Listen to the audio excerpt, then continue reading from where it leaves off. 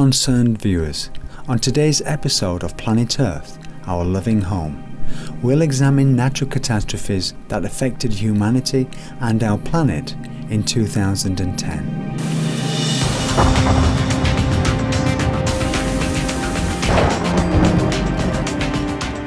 Our Earth is suffering from a severe fever due to anthropogenic global warming. In 2010, the average global temperature tied with the years 1998 and 2005 for the warmest on record.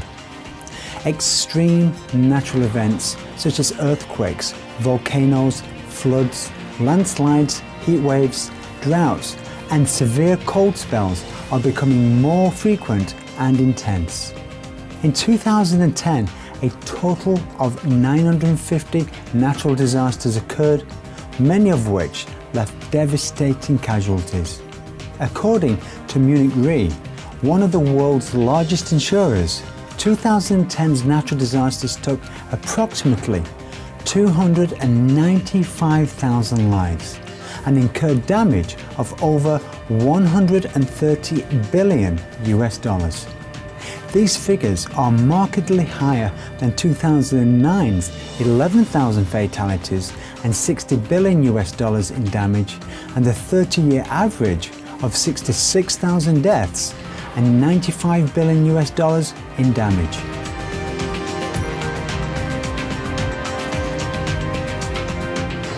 With the heating of the planet, ice sheets are retreating worldwide at a frightening pace.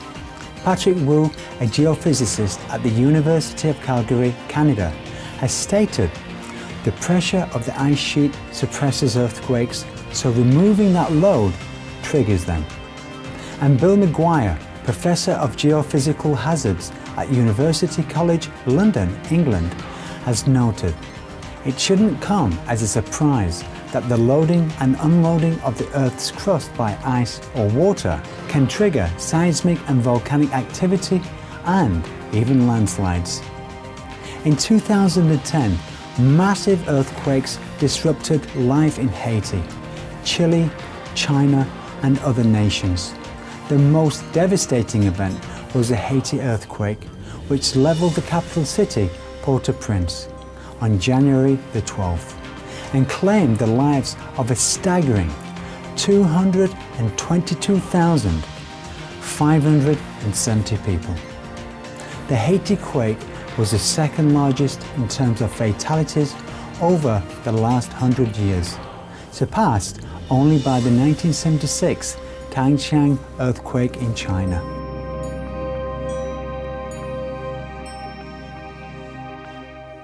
It had its center here, just about 17 kilometers from Port-au-Prince, and the destruction in the city is unbelievable.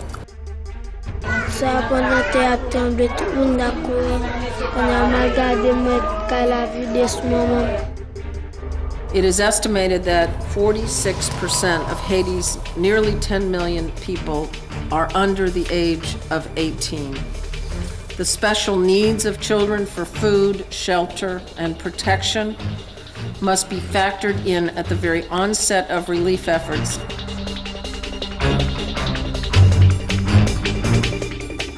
Then, in February, an 8.8 magnitude trembler, 500 times stronger than Haiti's, struck off the coast of Chile's Maule region, causing a tsunami, killing 520 people, damaging 370,000 homes, and producing a nationwide blackout that affected 93% of the population. Aquí la intensidad fue de 8.2 escala Richter y el tsunami que nos tocó fue de una ola de 2 metros de altura que arrasó el borde costero, haciendo desaparecer un camping de veraneo de 168 viviendas, donde fallecieron 5 personas por inmersión.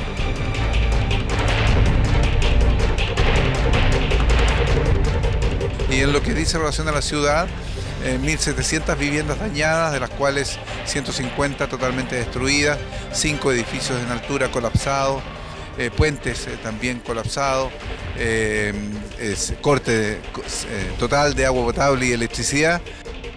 Había bastante gente en la isla de Orrego y también ahí desapareció gente. Se sentían los lamentos de la gente, pero nadie podía hacer nada. Hemos tenido mucha amargura, mucha amargura.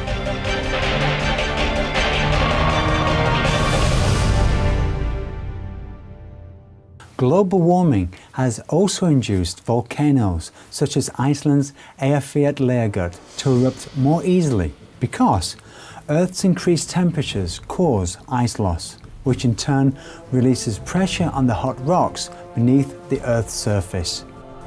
Beginning on April the 14th, 2010, Eyjafjallajökull's eruption scattered volcanic ash into the atmosphere and restricted air traffic across Europe.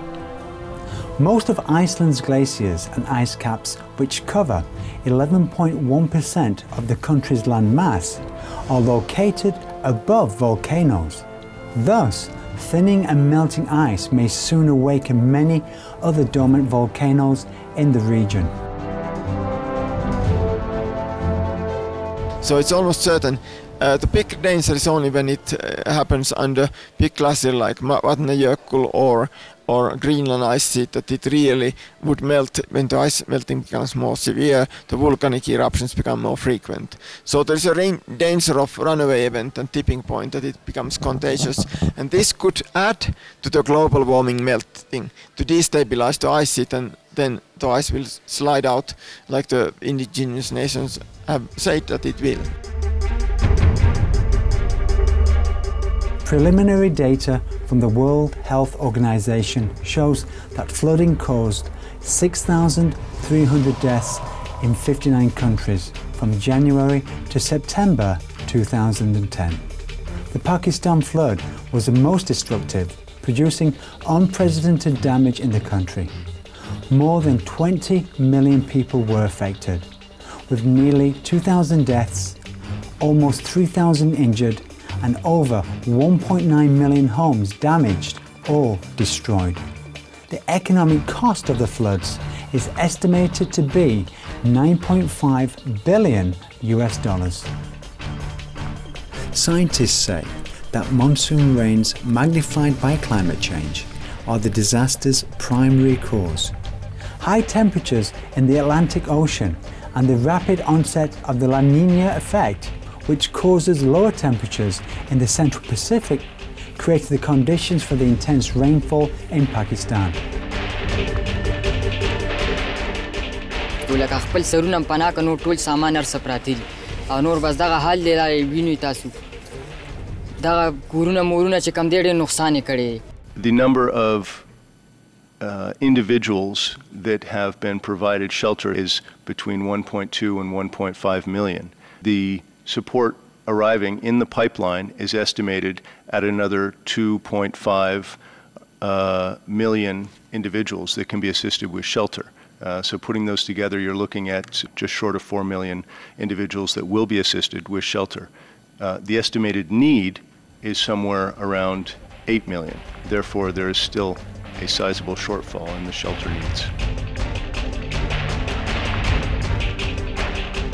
Last year in China, floods and landslides killed more than 3,100 and left over 1,000 missing. In August, a fatal mudslide caused by torrential rains in northwestern Gansu province struck Zhouqi County and claimed the lives of more than 1,400 residents.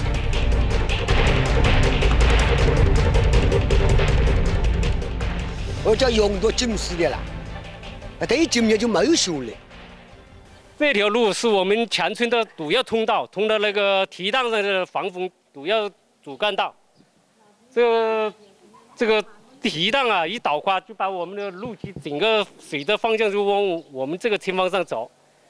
现在这条路呢，有的吹了沙雨，这个地方呢就吹了有水，低洼的。现在我们这过路的车子都不得过去。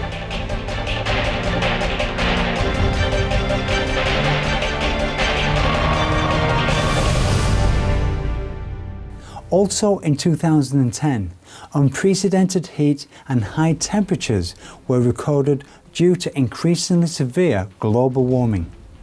18 nations, including Russia, Ukraine, Finland, Pakistan, Iraq, Saudi Arabia, Colombia, Bolivia and Sudan, set records for their hottest day in history. And on September the 27th, Los Angeles, California, USA, set a record-hitting 45 degrees Celsius. Pakistan hit 53.5 degrees Celsius on May the 26th in the town of Mohenjo-Daro. Renowned US climate scientist Kevin Trenberth, a lead author of the fourth assessment report of the United Nations Intergovernmental Panel on Climate Change, stated, "These weather events would not have happened without global warming." In addition, from June to September, a heat wave occurred in central Russia, the Volga region, the southern Urals and Siberia. With temperatures often reaching 40 degrees Celsius, at least 56,000 deaths were attributed to the excessive heat and severely polluted air from several hundred wildfires. Scientists believe that blocking events affecting a global jet stream were the main causes of the disaster. These high latitude winds usually travel from west to east, but this time they were unexpectedly held up due to a change in the so-called Rossby waves, or up and down waves within the jet stream. August wildfires in northern Portugal destroyed approximately 70,000 hectares in national parks and residential areas. The conditions preceding the country's 29 separate fires featured weeks of extremely hot weather in July, which was the driest on record for Portugal in the past 80 years.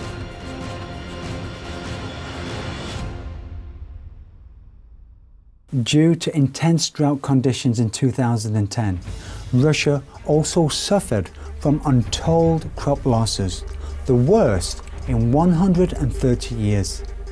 10 million hectares, a shocking 25% of the nation's farmland, which had previously been growing grain, was destroyed due to the lack of water and rampant wildfires.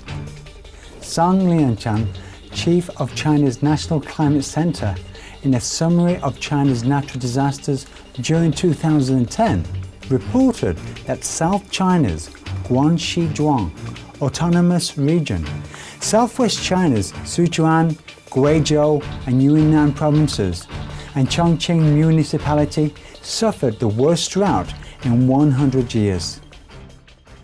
哎呀，这2年我们山上这个气候还是就不咋个好了，有2年还是就是下半雨，那个这雨水好些。今年嘛，就比往年嘛就干多了。一般嘛，就是像下面那几个寨子啊，他们都过去小白河那边拿。像我们寨子啊，就是像这水库下面，它火的紧了点了，就是一早呢，有些起的早呢，都在4点到5点那个盖上就起来去了，在后面起来的腰就没打了。 In 2010, severe cold and snowstorms struck Asia, Northern Europe, North America and South America.